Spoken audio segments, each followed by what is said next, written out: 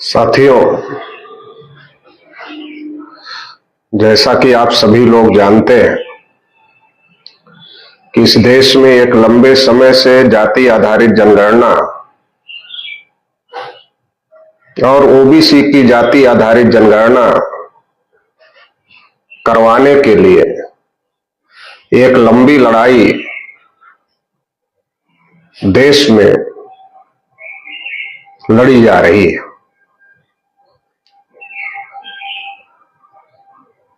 राष्ट्रीय पिछड़ा वर्ग मोर्चा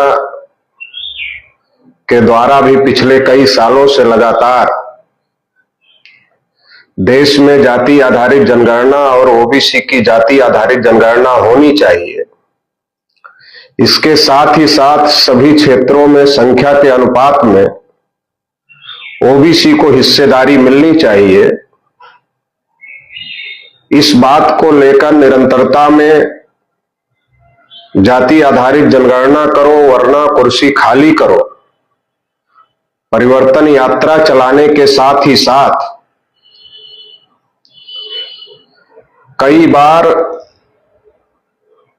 और लगातार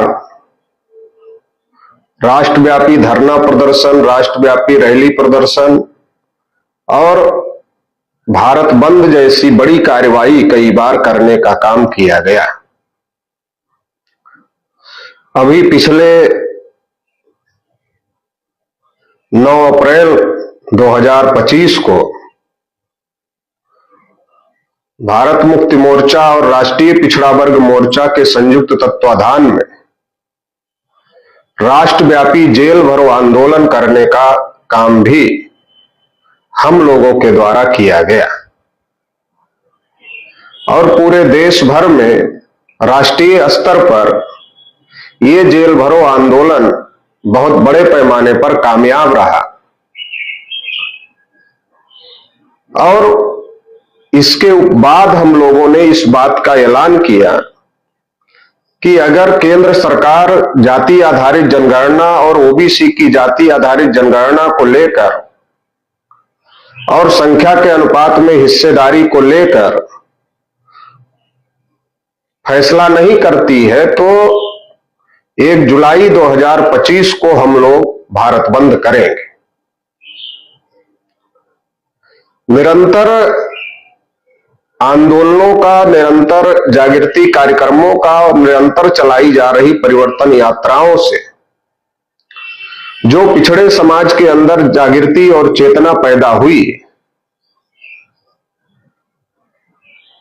उस जागृति और चेतना ने और जिस प्रकार से पिछड़ा वर्ग अपने हक अधिकारों के लिए लामबंद होने का काम करने लगा और इसका सबक आरएसएस बीजेपी को 2024 के चुनाव में कुछ हद तक सिखाने का काम किया और आरएसएस बीजेपी को पूर्ण बहुमत 2024 के चुनाव में नहीं मिल पाया। लगातार इन आंदोलनों और जागृति कार्यक्रमों की वजह से ओबीसी समाज में जो जागृति हुई तो आरएसएस बीजेपी जैसी पार्टी और संगठन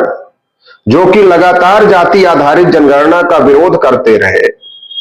संख्या के अनुपात में हिस्सेदारी का विरोध करते रहे और इस बात का तर्क देते रहे कि इससे जातिवाद बढ़ेगा और सुप्रीम कोर्ट तक में जाकर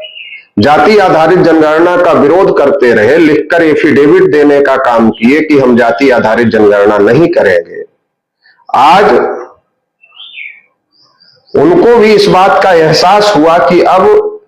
हिंदू मुसलमान के नाम पर ओबीसी को मूर्ख नहीं बनाया जा सकता है। अब हिंदू मुसलमान के नाम पर ओबीसी मूर्ख बनने के लिए तैयार नहीं है और ओबीसी को जाति आधारित जनगणना चाहिए, ओबीसी को ओबीसी का हक अधिकार चाहिए और यदि हम ओबीसी की जाति आधारित जनगणना का विरोध करेंगे, ओबीसी की हिस्सेदारी का विरोध करेंगे तो ओबीसी हमको आने वाले चुनावों में और बड़ा सबक सिखाने का काम करेगा। इस भय की वजह से, लगातार बढ़ते आंदोलन के प्रभाव की वजह से आरएसएस बीजेपी जैसे ब्राह्मणवादी पार्टी और संगठनों को आंदोलन के सामने झुकना पड़ा और इस बात का फैसला करना पड़ा कि अब हम लोग जाति आधारित जनगणना करें। कल केंद्र सरकार की कैबिनेट ने यह प्रस्ताव पास किया कि अब जो आम सेंसस होगी, आम जनगणना होगी, उसके साथ ही जाति आधारित जनगणना किया जाएगा। निश्चित रूप से जाति आधारित जनगणना को लेकर आंदोलन कर रहे सभी कार्यकर्ताओं, पदाधिकारियों, शुभचिंतकों के द्वारा जो प्रयास किया गया, जो कोशिश की गई, उसकी ये बड़ी जीत है कि आरएसएस, बीजेपी जैसे मनवादी संगठन घुटने टेकने के लिए मजबूर हो गए। इसके लिए निश्चित रूप से इस आंदोलन को प्रत्यक्ष अथवा अप्रत्यक्ष रूप से सहयोग करने वाले सभी लोग धन्यवाद के पात्र हैं और बधाई के पात्र हैं। अगर ये जनगणना अब होती है तो ये आजाद भारत में एक ऐतिहासिक बात होगी और आजाद भारत में ये पहली बार ऐसा मौका आएगा कि जब जाति आधारित जनगणना को आम जनगणना में शामिल किया गया है। इसके पहले जब देश आजाद नहीं था, जब देश गुलाम था, तो अंग्रेज जाति के आधार पर जनगणना करते थे। 1931 तक यह सिलसिला अंग्रेजों के द्वारा जारी रखा गया। 1941 में द्वितीय विश्व युद्ध होने की वजह से इस जनगणना का सिलसिला रुक गया और 1947 में अंग्रेज देश छोड़कर चले गए। 1951 में जब जनगणना का समय आया तो उस समय पंडित नेहरू देश के प्रधानमंत्री थे और उनके द्वारा यह फैसला लिया गया कि अब देश में जाति के आधार पर जनगणना नहीं होगी और इस जाति के आधार पर जनगणना बंद कर दी गई। 1951 के बाद 1961 में जब जनगणना का समय आया, फिर पंडित नेहरू देश के प्रधानमंत्री थे और उन्होंने फिर जाति आधारित जनगणना नहीं होने दिया। 1971 में इंदिरा गांधी जी देश की प्रधानमंत्री थी, उन्होंने जाति आधारित जनगणना नहीं होने दिया और 1981 में फिर इंदिरा जी देश की प्रधानमंत्री थी और उन्होंने फिर जाति आधारित जनगणना नहीं होने दिया। 91 में पीवी नरसिम्हा राव देश के प्रधानमंत्री थे और उन्होंने भी जाति आधारित जनगणना को रोक कर ही रखने का काम किया। 2001 में अटल बिहारी वाजपेयी जी देश के प्रधानमंत्री थे और उन्होंने भी जाति आधारित जनगणना को रोकने का काम किया। 2009 में वामसेव का अधिवेशन जयपुर में लगा हुआ था और उसमें वामसेव के राष्ट्रीय अध्यक्ष माननीय वामन मेश्राम साहब के द्वारा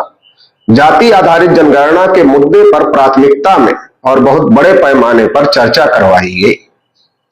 और वहां से इस बात को डिसाइड किया गया कि अगली जो सेंसस 2011 में होने जा रही है,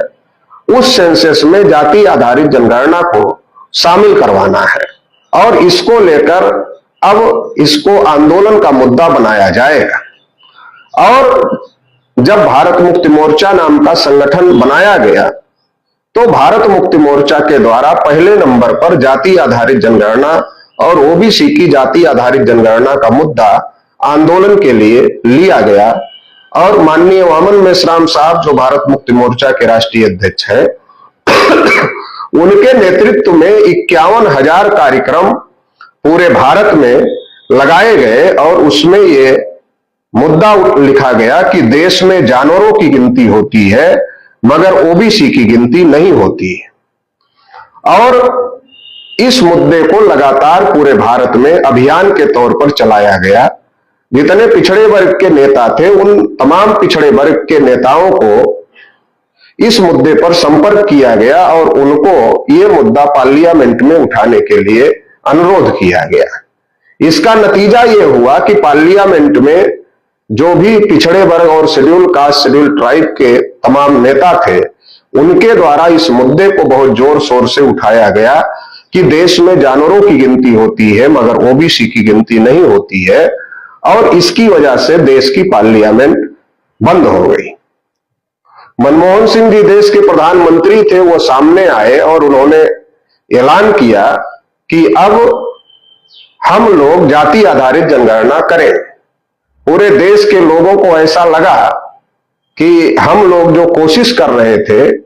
उस कोशिश का यह नतीजा है कि देश में अब जाति आधारित जनगणना होगी और सरकार ने हमारी बात मान ली है। लेकिन कांग्रेस के अंदर जो मनवादी ताकतें थी,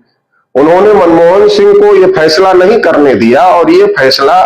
प्रणब मुखर्जी के हाथ में दे दिया। अभी तक जितनी बार जनगणना का समय आया था, तो हर समय ब्राह्मण प्रधानमंत्री होते थे और